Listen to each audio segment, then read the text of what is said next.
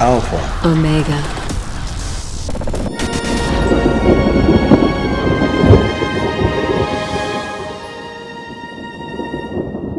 Spellwork Mastery.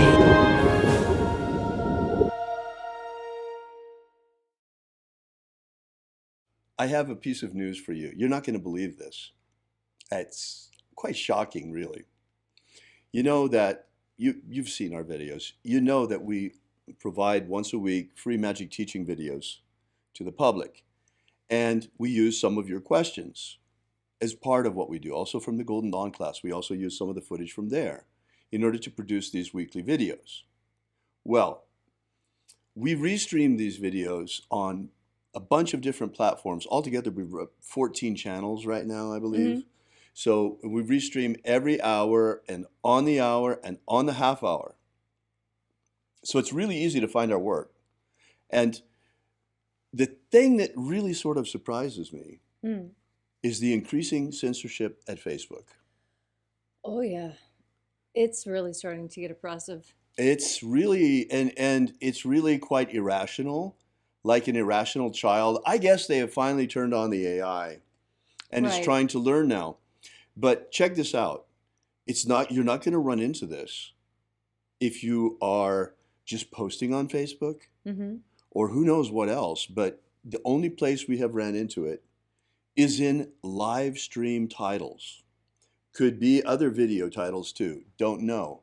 If you upload it, I'm not sure if you're going to run into the same thing. But for sure with live stream, if you stream to Facebook and you include the word spells or spell in the title, for sure they will censor it. The stream in groups will be censored, Yes. will be disconnected, quarantined. I don't know why. They seem to have something that they don't like about spells at Facebook. I don't know why. You can use it as an advertising search term, but you can't use it in a live stream title. Very strange. Hey, you think that's weird? How about tarot? Right. You can't include tarot either. If you put the word tarot into the title of a live stream, they're going to quarantine it from groups, only from groups. I don't know. They don't want groups to know anything about tarot or spells. It's really strange because ours are magical groups too. And it's Right. only in our groups that we're broadcasting. And we encourage you to test this. If you have a way of testing it, try. You'll see for yourself. It's really weird. I mean, but all right. We've all heard about the Facebook censorship. Yes. And also other places, YouTube too. YouTube has got its own particularities, but we've all heard about the big media censorship. Mm-hmm. Well, it's one thing when they're censoring political opinions, Right. but when they start coming after religion and spirituality next, what do you think about that? I know I don't like it. And I know it's only live streams, and so far it's only tarot and spells, but there are a whole lot of people that are into tarot, and there are certain religious faiths that are more into tarot than others. This is looking a lot like religious discrimination now, in addition to political discrimination. And witches really, really take offense to this because spellcasting and divination are two of what we consider to be our goddess-given rights to celestial and divine knowledge. You know, witches are different from others in that we believe that the things that we as humanity learn as part of our culture and as part of what we hand down and teach our children, we believe that that comes to us from the mind of the goddess, and that each person has the capacity to get in touch with that. And we do that through things like spells and through divination with tarot cards. And so the fact that these two words in particular are being harangued by Facebook makes my blood run cold. I can imagine. Because we've seen this sort of thing before, and it does not ever end well. You know, and as a Christian bishop, I don't like it either. I mean, okay, sure, today they're coming after the Wiccans. Are we next as Christians? I don't know what's going to happen. It's not good. I mean, come on. Why are they censoring tarot and spells? It makes no sense at all. No. not any logical sense unless you apply the filter of. They're just applying censorship and trying to get us ready to accept it. It's ridiculous. We still live in America. This is the land of the free. Yes. So far, we have freedom of speech and freedom of religion. And what you must remember is that the rights that you do not exercise will be the first ones taken from you. So if you've never been a person who speaks out against religious persecution before, now is a great time to be inspired by what's happening and make the decision to stand against it.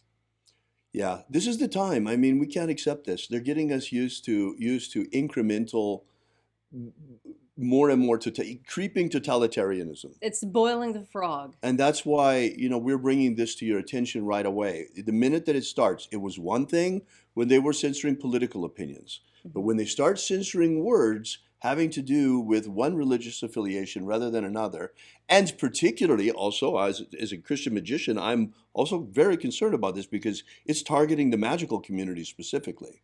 Yes, and even those Christians who cast spells and who use tarot, and I assure you there are a great number of Christians who do these things and are still keeping within the confines of what they consider to be upright Christianity. Right. I mean, today they're coming after spells. What is it tomorrow? Prayer? If they target spells today, hey, they target prayer in China. Don't kid yourselves, guys. Just because we're not experiencing religious persecution here yet in the United States does not mean that we won't. I mean, big tech is leading the way in censoring religion in China. In China today, if you practice Falun Gong, the old Taoist, a modern version of old Taoist practice, you can be arrested, incarcerated, put into a re-education camp, and even have your organs sold if you're unlucky. Yes. So, I mean, it's not like religious persecution doesn't exist. So here in the United States, Leslie and I are very, very sensitive to these things. So we're sounding the alarm early. It's bad enough that they've been censoring political points of view on big tech, but now they're starting with religion as well. And that's too far. Yeah, it's one step too far. No American should put up with that. We shouldn't put up with it. We shouldn't have to put up with it. Now, I know there are a lot of people out there who think, well, they're private companies. They can do whatever they want. Well, that's not exactly true. Can the telephone company decide, okay, we don't like who you talk to, so you can't have a cell phone? That's because they're public utilities. Then there's another question. There was Marsh versus Alabama was the court case where the Supreme Court decided that freedom of speech is allowed in the public square, even when that's a privately owned public square. All right. Marsh versus Alabama was a case decided by the United States Supreme Court in which it was ruled that a state trespassing statute could not be used to prevent the distribution of religious materials on a town's sidewalk, even though the sidewalk was part of a privately owned company town. The court based its rulings on the provisions of the First Amendment and the 14th Amendment. You see, this was a company town in Alabama. They used to have these company towns. Leslie can tell you all about that. I intend to say a few things about company towns. Go ahead. Okay. Being from West Virginia, I am very well acquainted with the idea of the company town. In fact, my family did work and live in a company town, and that's where I was born, in a place called Welch, West Virginia. Right. The town that I was living in was one of the small, you wouldn't really call it a suburb. It was just, there were little pockets of houses because the valleys are so narrow that there's really genuinely not a lot of places to build houses. And these houses all came prefab on the train. So you have the railroad tracks going through, and then where the railroad tracks are, you have houses, and they would simply lift off these box cars that were trailers and then drop them and hook them in. Sometimes with the bigger houses that the company people owned, because they're workers and then there were the company employees. And they were treated very differently. The company provided everyone with housing if you worked at the mine, Hmm. And if you were just a coal miner, then you got one of the single wide trailers. But if you worked for the company as part of the office or part of the managerial staff, white collar, then you got a double wide set on top of a concrete basement. It was really quite luxurious for the time and for what was happening. But it was all owned by the town. You had a telephone, we had schools, and the grocery store was very much like Walmart is today, except it had a second story, and up in the top was where all the offices were, where they kept track of what everyone owed to the company store, because invariably you would run out of diapers or peaches or milk or bacon or whatever, Right. a new pair of socks. At one point, you could even purchase dynamite at the company store, Oh, wow. which the men needed as part of their work, because in the beginning of coal mining in West Virginia, the men were required to supply their own mule I and get pick. they were considered independent contractors. Yes, Right. they were. Oh. I And worked as an independent contractor tour director for 35 years, so I know exactly how little rights they have. yes, and instead of getting paid in the currency of the United States of America, Right. they were all paid in scrip money, SCRIPT, and it was the coinage issued by the By the individual company. and whatever money you made at the Coretta coal mine could be spent at the Cucumber Company store, Right. because they took that scrip money, but you probably wouldn't be able to use the scrip from another mine like MiGs 31, because Right. So that's you from a could different. only, the money they paid you in money, you could only use in their own store, in other words. Yes, at of Wow. course greatly inflated prices, Wow. requiring people to go into debt, and And then comes all the stories of the people that were in debt to the company store, yes, What was that song, 16 tons, and what do what do you you get? get? Another day Right. older and deeper in debt. It was actually quite accurate, and when the miners finally rose up Hmm. and attempted to unionize Hmm. for better working conditions, how about some real money that we can spend places Right. instead of this Exactly. crazy script money thing? Exactly. The fighting actually became so severe that the federal government was called in. National Guard troops went in. Hmm. There, it was, it was quite the war. It was. Yeah, that was quite It's called the Coal Wars, and I'm talking in particular about the Battle of Matewan. this I is, know you've never look heard it of up, these look things it up. before. There's some very interesting information there. You'll see where we came from as a nation in terms of workers' rights and things like that, Right. A lot of this started in West Virginia because of the conditions in the coal mines, and the unbearable burden of scrip as a form of currency. Right. Now, my family was directly involved in this because my grandmother was a bookkeeper for a company store in War, West Virginia, Hmm. and she was the bookkeeper who made the transition from script to actual federal dollars. Right. And she found the job so incredibly stressful that at the end of it, she retired and she was Wow. completely done. She said she could not bear to look at how deeply indebted every single Oh, citizen wow. of War was, and it broke her heart, and she couldn't work anymore, and she left. My goodness. So they were actually, this is a form of indentured servitude. Indentured servitude, Yes. look it up, guys. This is a form of slavery. It's a form of slavery wherein you indenture yourself for a certain number of years and then you get your rights back at the end. Right. Now, this is being foisted. Look at credit cards today. Americans, whether you realize it or not, many of us are indentured servants to the bank. Yes. And students, my goodness, the poor students, they come out of university with so much student loan debt. They are indentured servants for the rest of their lives. Many. Yes. Yes, they are. And how do you purchase your first house when you come out of college with the amount of debt that a first house is equivalent to? Right. It's incredible. Yes, it really is. So here you see, folks, I'm not making this up. Marsh versus Alabama is a decision that was already made by the Supreme Court. Yes. And they held that even though it was a privately owned public square, the First Amendment still applied. That's our situation on big tech. Even though they're privately owned companies, they are, by their own admission, they provide a digital public square.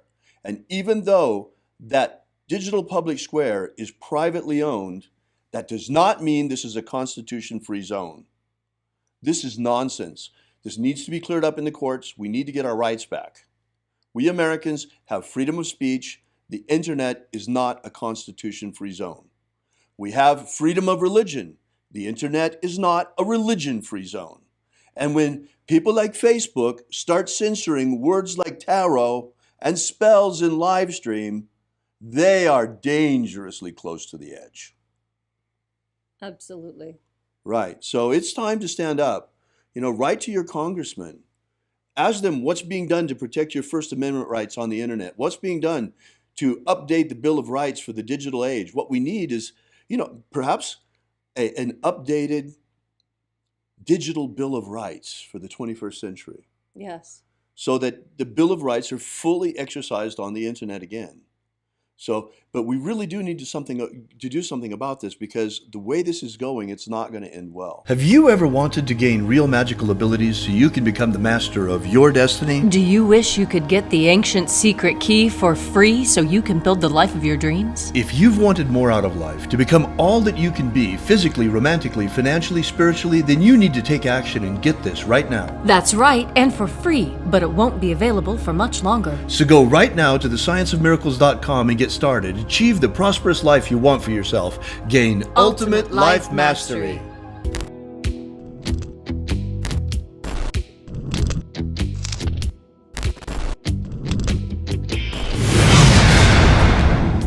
Are you familiar with the Rosicrucian? With what's his name? He's popular in the States. He's the president, or the Emperor. Imperator. The president. Emperor. Imperator. From the Golden Dawn. What's his name? Oh. David Griffin holds this position as Emperor. Imperator. David Griffin. David Griffin. David Griffin. David Griffin. David Griffin. Have David Griffin. I saw an email yesterday that he sent out about, there's a magical war going on. The Mage War. Demons of the infernal realm. All of them. There is really a magical war going on. The Mage War. There is a guy called David Griffin who is heading all these magicians. David Griffin is S.L. McGregor Mather's present successor. David Griffin. David Griffin. David Griffin. David Griffin. I'm Golden Dawn Imperator David Griffin. David Griffin. David Griffin. David Griffin. David Griffin. Now David Griffin. There's a magical war going on. So there is really a magical war going on.